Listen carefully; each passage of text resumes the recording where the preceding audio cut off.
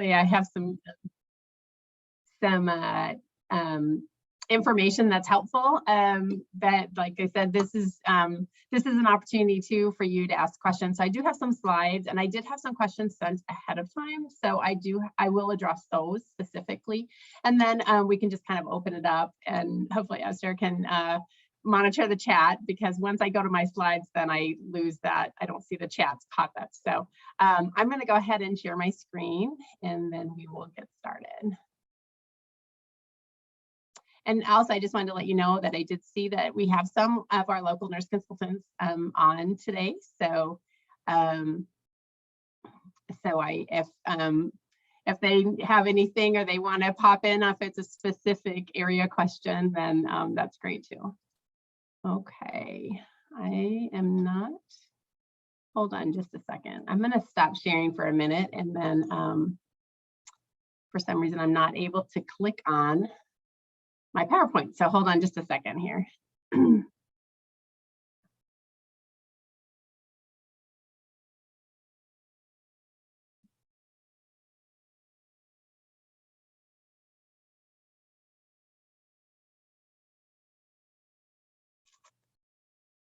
Okay, I'm going to try this again.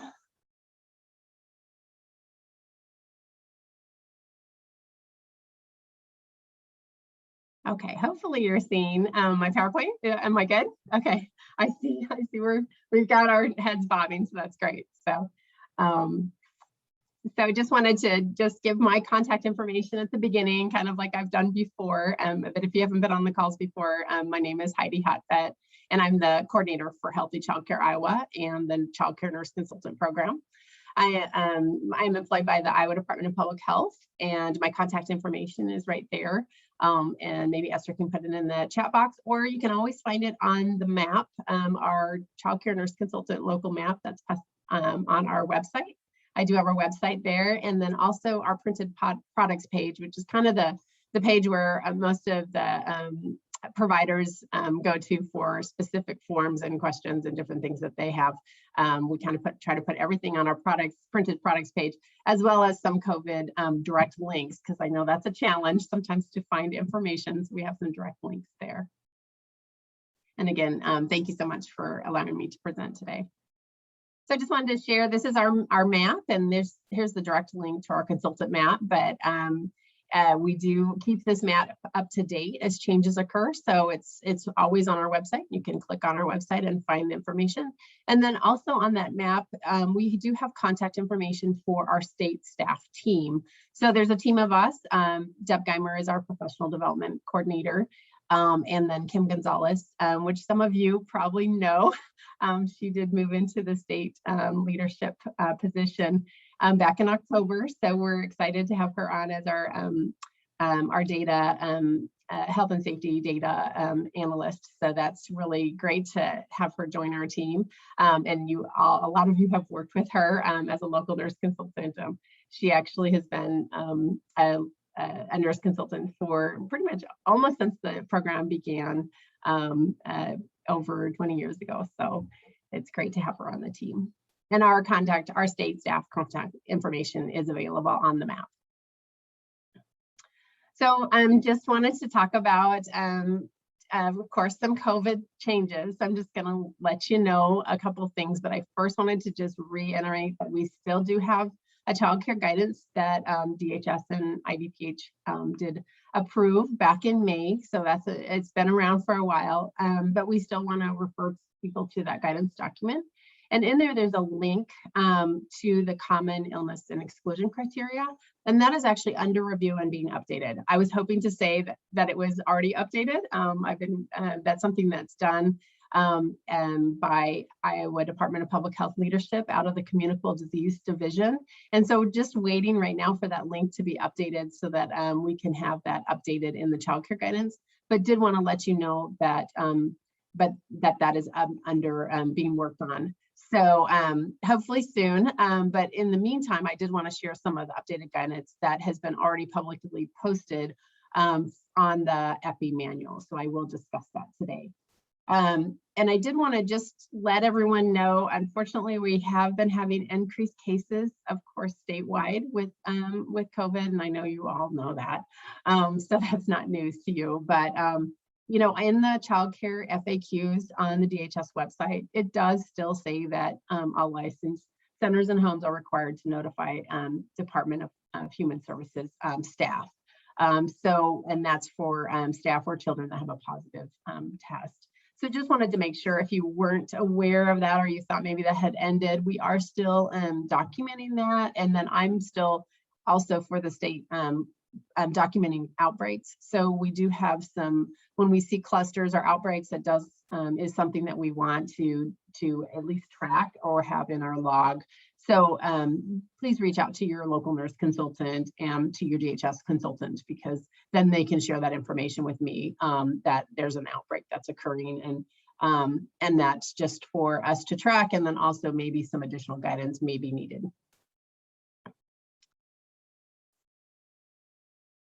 So, you know, this in terms of the common illnesses and exclusion, you know, one thing is we've always said from the get-go, this is not new, you know, children and staff should stay home when they're having illness. But I did want to just point out, if they're awaiting COVID-19 test results, have them stay home. And I've had and I wanted to put that on the slide because I've just recently, in the last probably 2 weeks, we've had these situations where kids have been tested and they're waiting test results, but they're in care. Or I've had staff that have been, you know, they did maybe let their director know that they were waiting on test results, and they worked throughout the test and then found out that it was positive. So we do want people to stay home if they're awaiting test results. And that can take a couple days. So it's not unusual for that to take a couple days to get those results. So just wanted to reiterate that to all of you, that you might want to put that in your policy or in your parent guidance that says, you know, please keep your child home if they're having signs of illness, or, you know, or if they're waiting for COVID-19 test results. So I want to talk a little bit about exclusion. So exclusion has changed. So this is exclusion for a positive COVID-19 test. So if a person has tested positive for COVID-19 and have symptoms, they need to isolate for at least 5 days. And day 0 is that first day of symptoms. So the exclusion, so you know, that's more the public health side of things, you know, in terms of you need to isolate, you know, telling somebody that they need to isolate. But when it comes to your programs, it's, you know, you want to exclude that person then for that period of time. So for positive cases, you would want to exclude them for the 5 days. So at least that 5 days, and that's at least. And they need to, when they return, they have to be fever-free for 24 hours without using the fever-reducing medication or other symptoms have, you know, and other symptoms should have improved. Now, we do know that there's a lot of times a latent cough after a COVID positive case, and we know that, you know, there can be some mild symptoms afterwards. Loss of taste and smell can actually last for quite some time. So we're just saying kind of that general, those other symptoms need to have improved, like the achiness, decreased appetite, sore throat, all those kinds of things that can go along with having a COVID case. And when they return after that isolation period of at least 5 days, they need to wear a well-fitting mask when around others for days 6 through 10. So really the guidance, you know, was at one time 14 days, and then we had some shortened criteria. And so the criteria has changed for that shortened kind of isolation for positive cases and overall. So it's gone from 14 days to a 10-day period where we would exclude then through day 11 if they couldn't wear a mask, or exclude and they could come back day 11. But this really is challenging for childcare. Having, you know, staff could come back, I would think, fairly easy. Staff could, you know, isolate for those 5 days and then return to care wearing a mask for those additional 5 days so they could continue to work. But for children, that's really challenging. And for programs, that's really challenging. And so we're going to talk a little bit about that. But, you know, if you're unable to mask, they need to be excluded for the full 10 days. And I know that's challenging But for those children that are, under age 2, they can't wear masks. So of course, that would be a full 10 days if they test positive. And for those children that aren't able to wear a mask for other reasons, or staff. So this information is part of the Epi Manual, which is the Epidemiology Manual for diseases. So Iowa Department of Public Health has the Epidemiology Manual that includes all reportable diseases as well as COVID-19. It's listed under the reportable diseases C through D, and I put the direct link in there. This link is also on our website. So just so you know, the Epi Manual is not an easy manual to read. It's really, that's why we would say, go ahead and reach out to your nurse consultant locally or to me if you have questions, because we can kind of walk through it with you. It's really a manual that's all for the disease, the communicable disease staff that work both at the state level and at the local level, but it is a public document. So I do put the link on there directly to the COVID page, because if you're working on, say, some policy information, or you want to have some specific guidance, it's really helpful to read, what the recommendations are in the Epi Manual. And that controlling spread tab under the COVID-19 section does have specific information for childcare. So there is specific for schools and childcare. And in that Epi Manual, and then as well as our guidance has always said, really excluding children and staff and encourage testing when there's any concern about COVID-19. And I have the Test Iowa link there. So I do want to talk a little bit about testing. That was a question that had come through earlier about, where can programs get tests, and how do we get tests for encourage families or staff. And the Test Iowa site, if you haven't been on the site, I would encourage you to go on the Test Iowa site. But in there, you can actually, and I just did this yesterday, actually last night. So I thought I'm going to do that I'm going to put Dubuque in there just for a trial to run through of how would it show up if I went into Dubuque. So you basically, on the Test Iowa site, you would put in your zip code or your city or town or your area, your county, and you'll do a search, and then it'll do a whole list of where you can get test kits through Test Iowa. And Test Iowa kits are free. And there's different things that are listed. So it might have, these are test kits where you can pick them up. And then there might be a section that'll say, call for an appointment. These are available testing sites. And then it'll tell on there specifically how long those tests are run for. So is it going to be an immediate test result that you can get right away because that's the type of test that they're running? Or is this something that's going to be mailed out to the state hygienic lab through Iowa Department of Public Health, and then they'll be testing that sample. So there's specific information regarding to the test sites. And when I just did this last night for Dubuque, there was a long list. So there are a lot of options available. Some program or some businesses are open during specific hours, or some locations maybe have some limits in terms of the testing kits. So just so you know, that is available to go on that website and find that information. The other thing that I would say is, you can order free test kits through the website through Test Iowa. So you can actually have them mailed to your location. So you can have that test available for yourself or for your family, or a staff member could have that, or a parent. So those test kits are available for free and can be mailed directly to you. And then they actually have a posted paid return mailing that you would mail then your test results in.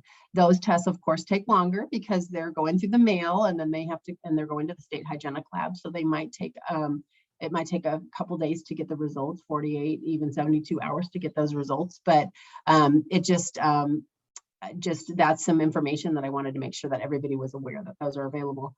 I do know that there's other ways to get test kits. I know you can buy them, at different stores or pharmacies or different places. But I just wanted to let you know that they are free through Test Iowa and through those sites. So I think it's important for families to know that that's available. Heidi, we have a few questions. Do you want to take them now or keep going?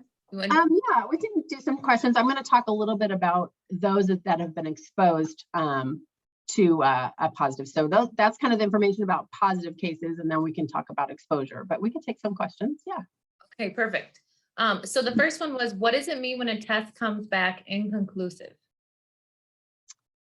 You know, that's not something that I'm not sure exactly why that would happen, but that would be something where maybe the test results didn't have enough information for them to say that it was positive or negative. So that would be a good question then from the facility who did the testing. So unless somebody can jump in on that, I know we have a couple of our nurse consultants who work for local public health and are also part of their communicable disease team.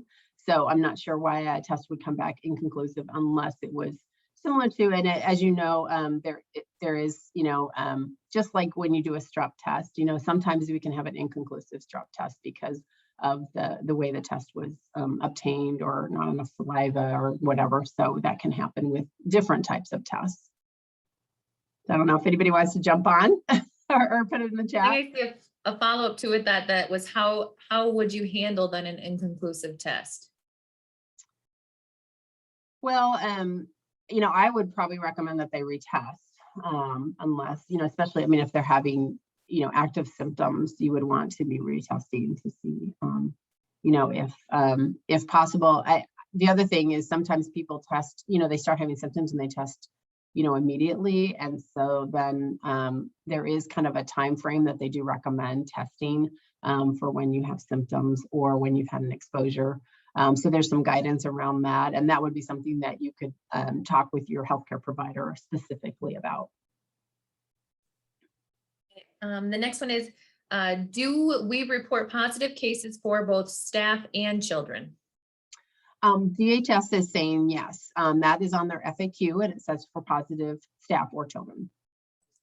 Okay, thank you. And the last one would be, oh, sorry. No.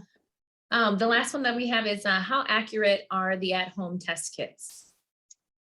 So my understanding nationally is that we have a requirement for test kits to have to have some validity and that they've gone through a process prior to be available. I did see on the news, now this was on the news, but there has been some, my understanding, not in our area that I'm aware of, in our state, but there were some fake testing sites, I guess, that were happening in the country where they were not actually approved test kits, or they were individuals that were trying to cash in and get money from people to do fake tests. I have not seen that in the state of Iowa, but in the state of Iowa, we have some great opportunities to be able to get testing done for free through the Test Iowa. When we do either those testing sites that are through Test Iowa, or we've had programs that, of course, what I just discussed about going on the website, they've really streamlined that. But my understanding nationally is that all tests that are on the market went through an approval process. Thanks, Heidi. That's all we have in the chat for now. Okay, great. So I'm going to just jump to kind of the next thing about best practice recommendations. So we have requirements around exclusion of positive cases. Okay, so those are requirements that we want to make sure that people that are ill, that are tested positive, are excluded from care.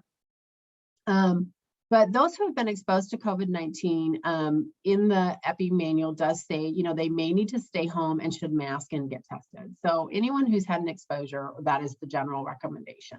And that's a best practice recommendation, but that is something that as nurse consultants, we would encourage all programs to follow. So individuals do not need to necessarily quarantine. There's certain requirements about if they need to quarantine, versus not quarantine. So individuals who do not need to quarantine are those that have received all of their recommended vaccine doses plus their boosters. Okay, their ages 5 to 17 and have completed their primary series of COVID-19 vaccines, and or they've had a confirmed COVID-19 in the last 90 days. Okay. So those are kind of, they don't need to quarantine, but they still need to mask. So that's the difference. So you might have some staff or older children who meet this definition, okay? So they've had an exposure, say, a parent said, well, my, school age child had an exposure at school. We've been notified of that. And what do we need to do? And so you would need to decide your policy around your what you're going to do in terms of excluding that child. And we would recommend that you follow best practice recommendations. And then you would kind of have to go through this little scenario is, of course, this, if we're talking about a child here, if they're in the ages of 5 to 17, they did their primary series. Or maybe they also had COVID in the last 90 days, or maybe it's a child who hasn't completed their primary series, but they did have a positive COVID in the last 90 days. And so they could come back and be masked. You have the availability to have them be masked. They're willing to do that for 10 days. So you would say that they would meet this definition, and you could, as a business, decide if that's what you're going to do.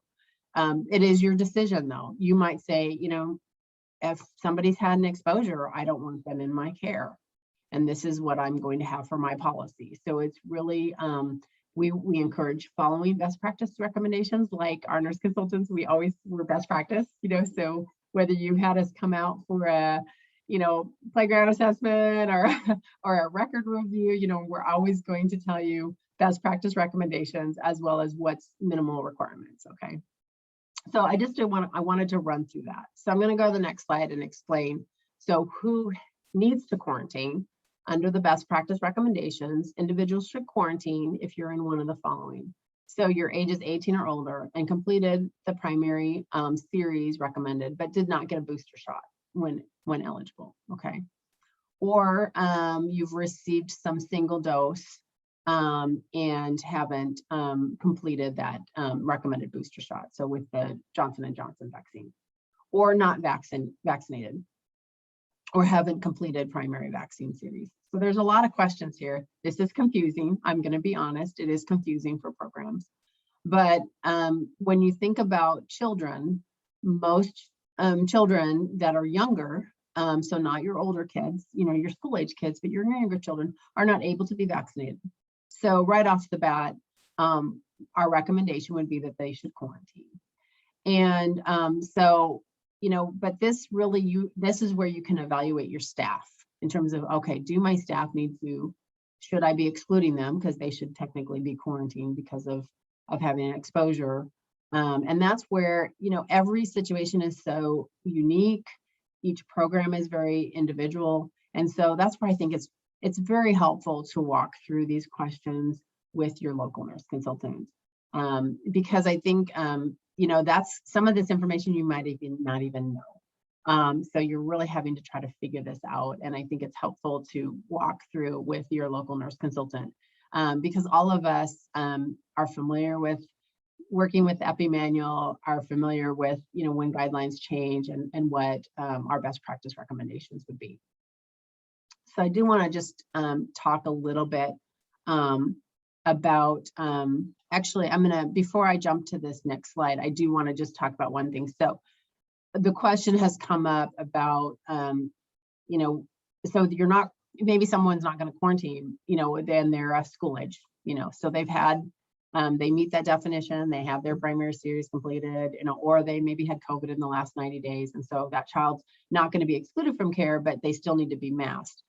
That might not work in your program because you might not have spacing to allow that child to be in care. And so that's an individualized decision as a program that, possibly there might be classrooms where that will work, and you can spread kids out during meals, and you can have them spread out during nap. And so then it's not as much of a challenge, but we all know that in some programs or in some classrooms that might not work. And then if it's younger children, they can't mask, or they're not consistently wearing a mask, or they're, the toddler and infant age group, and so they're under 2, then those kind of, as ability to allow them back into or to be in care, do not fit with best practice recommendations, because they should be wearing a mask. I do think that it would be helpful for programs though with their staff. We've of course have more positive cases right now, so the risk of exposure has been greater. And so if you have a fully vaccinated staff person who has had their booster dose and they're able to wear a mask during work hours, they may be able to be on site and working because they've had an exposure, and if they're healthy, they haven't had any symptoms. Of course, if they start having symptoms, if you've had an exposure and you start developing symptoms, you need to stay home, you need to test, because we are having some breakthrough. Even fully vaccinated with boosters have had positive COVID cases with the new variant. And I know many of you already are aware of that because of what's been, on the news or sent out already. So I hope that helps a little bit. I am going to talk a little bit about just some additional information in the Epi Manual under the controlling spread tab. It does say that if a cluster outbreak is identified, there may be some additional investigation warranted. And so we're still looking at those clusters or outbreaks of 3 or more positive cases. Public health may call you. They're not calling you for investigation or for you to do an investigation. They might just be calling to double check with you. We've had some programs that have decided that they're going to close for maybe the rest of the week and reevaluate on Monday. And those have been programs where it's been a staffing issue. They don't have enough staff. They've had everybody exposed. It's really challenging. So I think knowing that you have that resource of public health, you have the resource of your local nurse consultant to walk you through, or give me a call if you have a question, because we can kind of walk through that individualized case of what's going on and how can we help you to make the decision of what you need to do for next steps. I would say it's really individualized whether programs are closing or not when they've had a lot of positive cases. As you can imagine, a lot of that depends on their location, how many kids they have in care, what their staffing is. A lot of it, I will tell you, most of it has been related to staffing issues where they just haven't been able to maintain ratios because of the number of cases, of positive cases. So I hope that was some helpful information. I did want to just do a plug. Vaccination is so important, and I know that we have not really reached vaccination status like we had wanted to for our state. And so we just want to really continue to say get vaccinated and boosted. It's an important way for you and staff to stay safe, to reduce the risk of getting seriously ill. This is the website for vaccinateiowa.gov, so you can find a vaccination location, kind of similar to the Test Iowa. There is what you should know about the COVID vaccine. There's some really good information on that. That's been updated.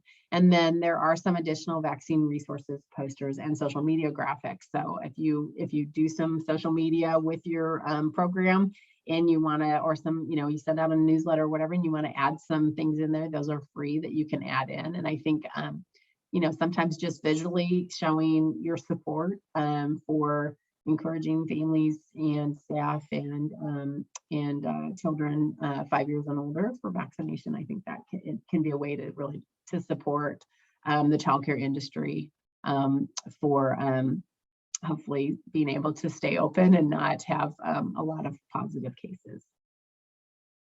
I saw a few more chats. I do have a couple things, and I've got some questions ahead of time. I just wanted to make sure that I had covered these questions. So I know the one was, is quarantine still 14 days or is it 10? So I think I addressed that, it's there's a lot of, guidance around the 10 days and in terms of, when they can, 5 days and then, which is day 0 through day 5. And then the 6 through 10 days in terms of wearing a mask. The CDC quarantine guidance is still, if you have a close contact with someone with COVID, you want to stay away from other people for at least the 5 days. from the last contact day with that person. So that would be starting day 5 would be your last contact day. And then for the 10 days after your last contact, of course, you're going to be monitoring for symptoms that whole time, because there is a chance that you could develop symptoms. And then if you develop the symptoms, that you would get tested, and you should isolate yourself. And then if you test positive, you would follow the isolation guidance recommendations. That would be the 10 days, with 5 days being, not around other people, and then you can wear a mask if you're able to wear a mask to return earlier. So the options for childcare providers, I did talk about this. Definitely Test Iowa is a great resource, and then your healthcare provider also is an important resource to share with families about getting tested. So those are some questions that were sent to me ahead of time, and I'm open for additional questions. And I'll go ahead and stop sharing right now, and then people can just unmute or put it in the chat. Heidi, the two while you were speaking was, the first one to go back was, how long do you exclude the child when a parent tests positive? So that's going to be a very unique situation related to that that family situation and that family structure. So, in some situations, the child would be excluded from their last contact with that parent, and in some situations, that might be during the whole 10 days of that person's illness. So it's always the last day of contact, which is challenging, especially infants.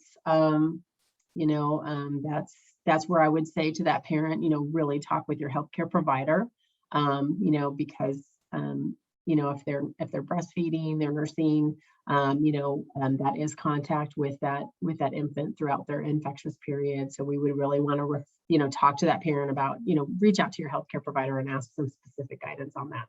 But in general, we're always looking at when was the last day of exposure. So in some families, I just had a, phone conversation with a provider where the family, it worked out where, one parent was positive. They were all fully vaccinated. The parent who ended up testing positive, was able to be in a different location, in their house. They had a basement, so the parent was going to stay in the basement during their infectious period, and so the child would not have had any further exposure with that parent, and so their day 0 was the last time they had been around that parent. So that would, like I said, very unique when you look at those best practice recommendations in terms of each situation is very unique. Some families, their location and their situation at home doesn't really allow for that separation, and then that might mean that child would need to be out longer. Good question. And then Kay, do you want to unmute? I'm not sure if I will read your question correctly. Okay, you said, do we need to contact anybody? I have 4 families, one family has twin, but I have 4 families that have at least one kid that all tested positive. So I have 4 families out. Okay. So, and those children were in care. They're all school age kids. They're all school age. Okay. Yeah. So yeah, you would want to definitely, if those children were in care and then tested positive and were out because they're positive, then you would want to let DHS know that, and then your local nurse consultant. So. Okay. Because we've been wearing masks for the last 3 weeks. So everybody, okay. So we've all been masked up because we have a family that's due in February that's going to have a baby. So we decided to go ahead and try and get ahead of it. And so it's just so far, it's just been our school age kids that have gotten it. Mm-hmm. But yeah, and I think, that masking can be helpful too, to, prevent. I mean, I think we have a lot of cases right now. And of course, I do know some programs that are, encouraging, staff to be, wearing masks, and for children to be wearing masks. And hopefully that will help with some spread. I think that would, it's an added level of protection, as well as vaccination. So, yeah, you definitely want to just reach out and let them know that you had some positive cases. So, and you have excluded those children from care. So, Okay. Great. Thanks, Kay. Yep.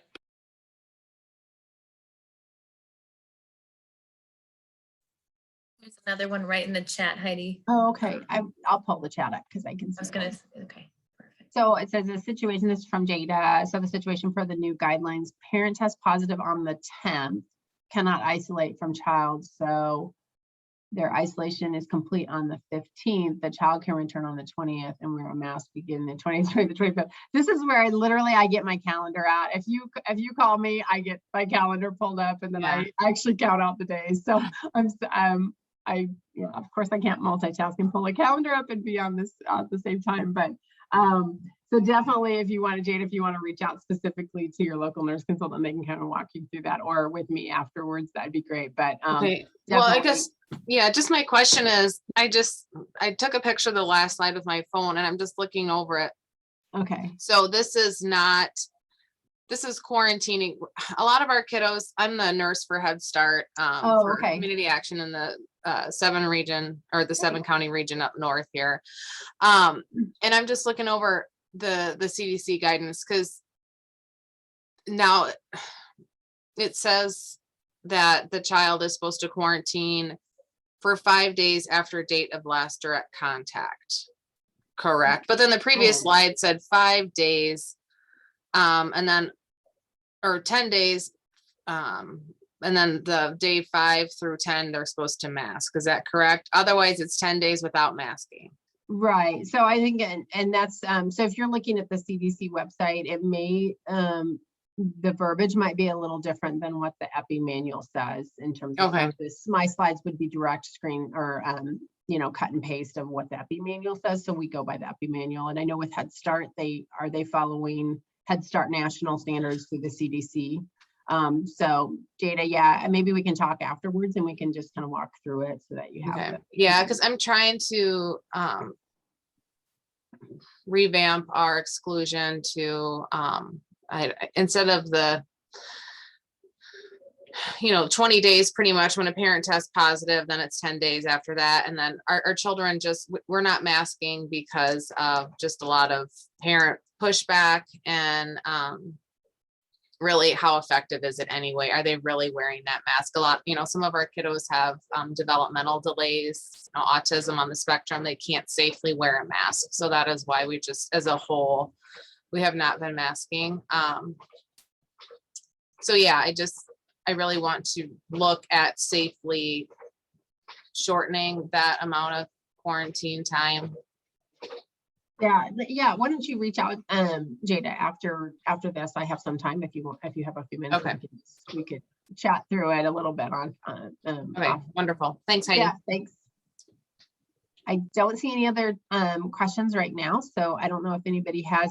And just to kind of reiterate, all these situations are so unique. I mean, it just depends on, on the availability. And I will say, we were recently in this past quarter from October through December. I was on site at a lot of childcare provider programs. Both homes and centers, and it's really every situation is so unique, and some programs, and I've seen really great opportunities where kids were wearing masks and there was consistent mask wearing, and they had some great things in place in terms of their layout of their program and how they spaced kids and stuff. And then in some situations it just doesn't work, either because the child, I've seen a lot of kids where it's, hanging down or, or they're taking it off constantly. So it's that consistent mask use, which is challenging. So I have a question about that. So with the new guidelines and specifically about isolation, I noticed vaccination or non-vaccination, exposed to a positive, they are still encouraged to isolate, correct? Whether they're vaccinated or not.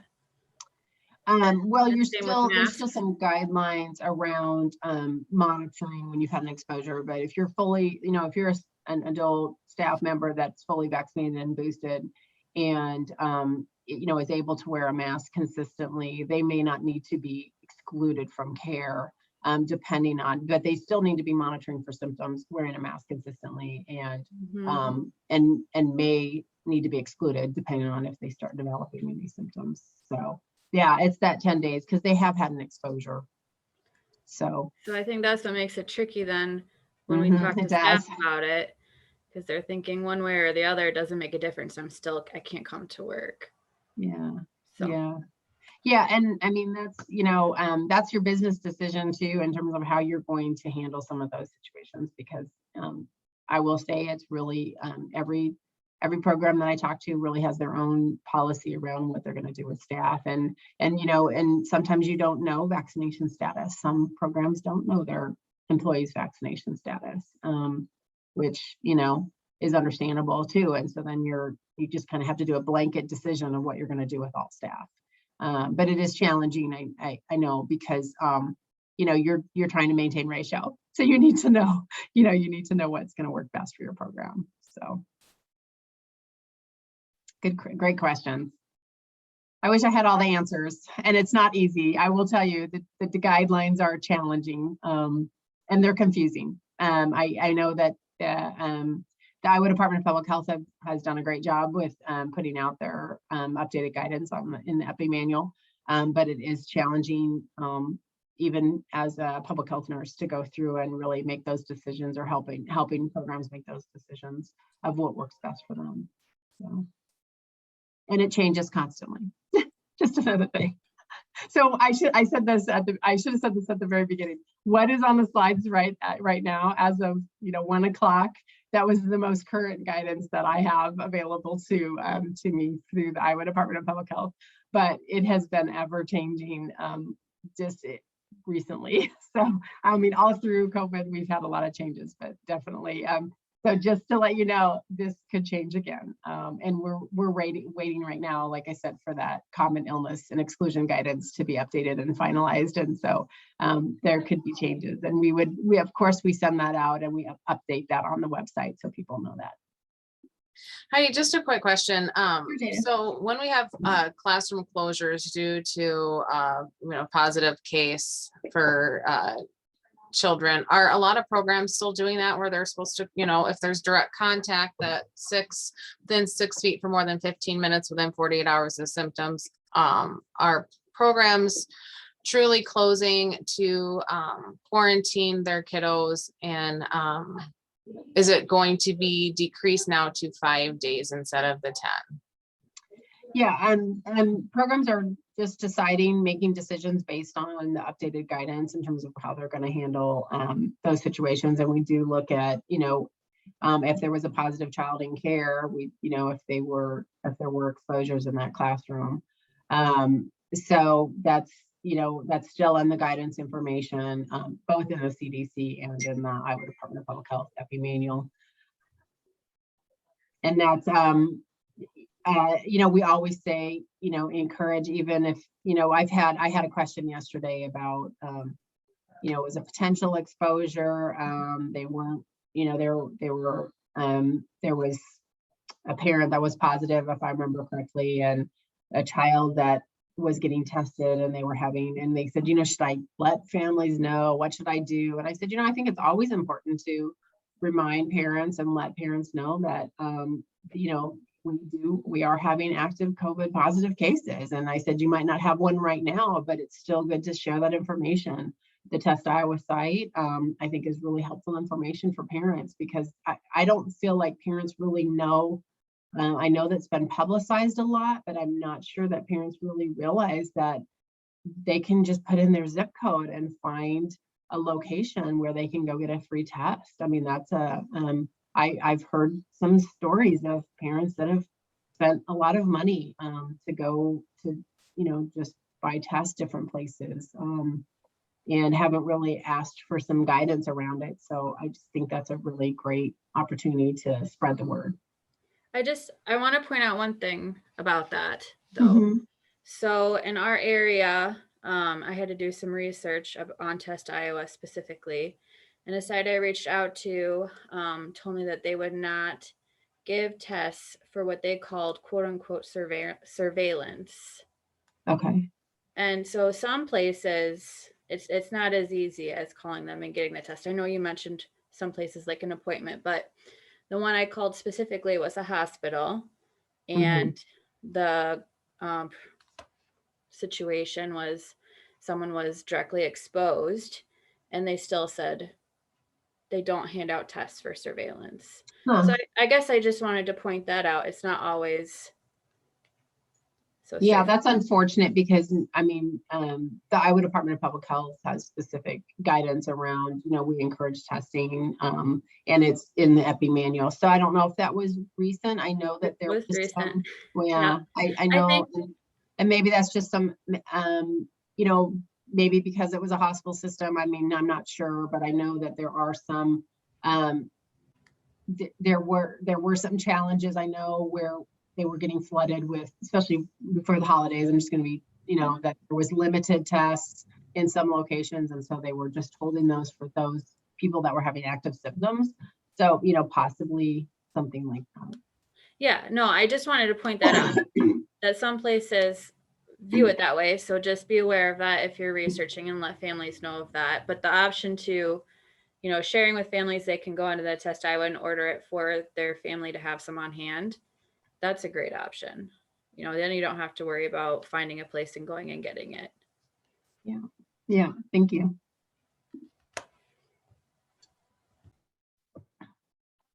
I had a parent that tested last Tuesday, and she didn't get her test back till, I assume, today.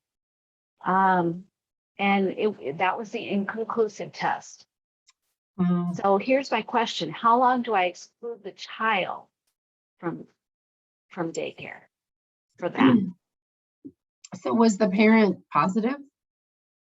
Inconclusive, but according to the parent, which I never saw that obviously, but according to the parent, it came back as inconclusive. And was the parent, having active illness? Yes, she was having symptoms. Yes.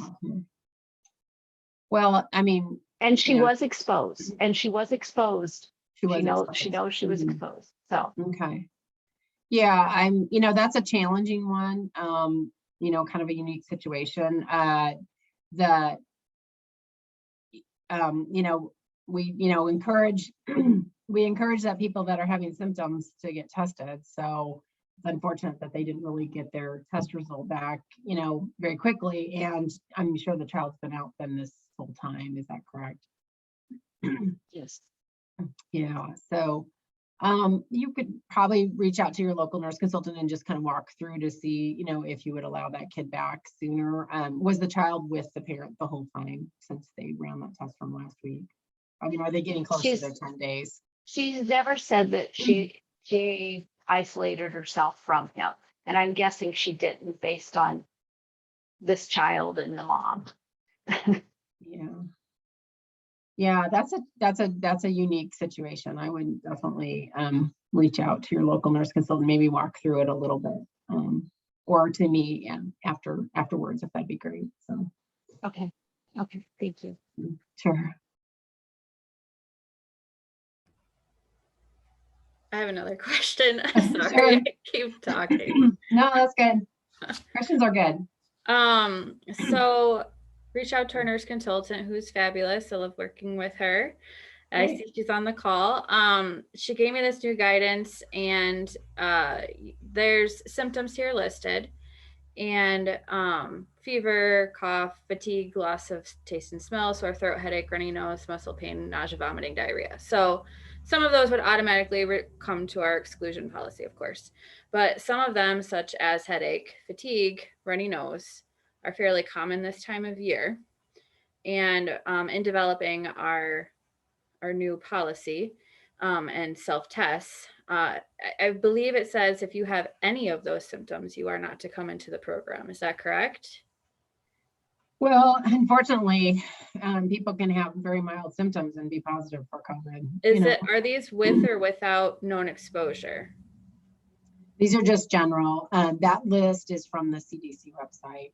And that's also in the Iowa Department of Public Health. So if someone has this symptom, whether or not they know they've been exposed, they're not to come in. Yeah.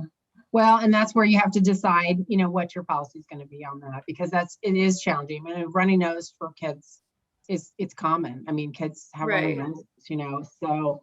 I guess I'm wondering what's the basic requirement and what's best practice, if that could be discussed. Yeah, I think it's really, I mean, those are the symptoms. And unfortunately, this is a new virus that we've had a lot of, you know, the symptoms itself really haven't changed from the very beginning. But we just have seen a lot more spread with the new variant, unfortunately, even those that have been, you know, fully vaccinated and boosted. So, and then we've seen positive cases with asymptomatic. So it's a challenge to try to write a policy related to, you know, when are we going to have kids out? But in general, we always say, you know, if they're ill. So, you know, somebody might have a runny nose because they commonly have allergies, or you already know that this is a child that has chronic, you know, runny noses, and it's been evaluated and they're not ill. They just have a runny nose. And so that's why I always go back to, are they ill? You know, is this an illness? Because COVID is an illness. It's not, you know, it's not the general, you know, what we would say other things. And that's, you know, that's where I would just go back to that, you know, if you're ill, you need to have your child stay home. If your child's ill, they should stay home. And you know, you get that a lot where it's like, well, you know, they, you know, just had a little of this over the weekend, or they ran a little low grade temperature, or, you know, you kind of hear those kinds of things. And so, so I don't really think that that's illness, but we all know, you know, most people don't run a fever unless they are ill or they've had some illness. And so maybe even if it was just one time, it still is considered an illness. So I always kind of go back to that statement, illness, because COVID is there. Those symptoms are based on illness. So I don't know if that helps. Basic requirements then, what we're required to make sure we're in compliance is we determine that. Is that kind of what I'm hearing? Well, you know, I would refer back to that common illness and exclusion, you know, but that guidance document that's linked to the DHS, you know, website. And I know it's being updated because right now it says 14 days. So, I mean, that's why it needs to be updated. But we have kind of some basic illness things at the top of that page. And it really talks about fever. It talks about, is the child not able to participate? So, that language comes out of Caring for Our Children. It's really a great grouping of language that you could add to an illness policy for families to refer to, because that really allows kind of that specific information. So in terms of when you say requirements, now if they have COVID and they're positive, there are some requirements for exclusion because they have a positive case, but it's, how do you get to that positive case? If a child's ill, we encourage testing. If a staff is ill, we encourage testing at this time. So I don't know if that helps, but that at least kind of puts it in parameters. And then we do have kids where, you know, they have chronic allergies. I mean, we know that. We have kids that have allergy action plans, you know, so they might have a runny nose all the time and they're not ill from it. It's more just a chronic condition that they have. So we have the same thing with cough and asthma. That's been a question over and over and over I've gotten about, you know, kids that they cough all the time. Well, they have an asthma action plan. They take an inhaler, you know, so we wouldn't exclude them during this whole time of COVID, because cough is a symptom of COVID, but they're not ill from it. It's just their chronic condition. So. Okay. Thank you. I know I wish I could just say exactly these words, but it doesn't quite work that way. So going on that runny nose she was talking about, is there like, because I have kids that have the, like you're saying, like allergies, but if it's clear, I mean, and if it isn't clear, if it's, I mean. Yeah, they haven't really identified that with COVID. It's been clear or the dark colored, you know, yellow or green. So it's been both from my understanding. So. That's good to know. Thank you. Yeah, in the past, we'd always kind of say that, like with, if it's clear, not as concerning as, it is if it's, have a lot of color to it but my understanding is that they have not identified that in terms of, non-clear versus clear runny nose. Runny nose is just a symptom. So great questions. Anything non-COVID? We are at our last, we're at our last 3 minutes here of keeping Heidi on for the hour. So I highly encourage you to unmute or share in the chat real quick. Heidi, I don't know if you were going to share more with slides at all, or if. Nope, I didn't have any more slides. But I could put in, I think, well, like I said, go to our website, because I do, we do have the Epi manual linked on our products, printed products page. So I can put that in the chat real quick. Hey, can I share a positive? Great. Yeah. That I have. So I really like the fever criteria of 101 instead of 100.4. Anecdotally, in our program, that has really helped with attendance and I guess sending kiddos home when they're really not truly sick. They could have just been hot from a nap or something like that, or whatever. I just have noticed that it seems that 101 is a better indicator than 100.4, which is just, it doesn't seem like much, but as a nurse, I've just noticed that it aligns a lot better with actual sick kids versus kiddos that just are kind of that borderline. So thank you for increasing that, because we were, when I first started, we had a lot of angry parents. They're not sick, I just took them home, whereas now there's just not as many. And I don't have the data on it, but I've just noticed over time that 101 is a better indicator of an actual illness versus just being hot. So yeah, and anyway. Jade is actually referring to that common illness and exclusion, and that fever definition is from the AAP. That's from the American Academy of Pediatrics.